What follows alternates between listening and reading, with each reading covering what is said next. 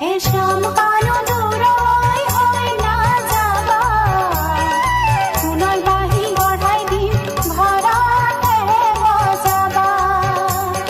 শ্যাম কানু দূৰৈ হৈ নাযাবা, সোণৰ বাঁহী গঢ়াই দিম ঘৰতে বজাবা।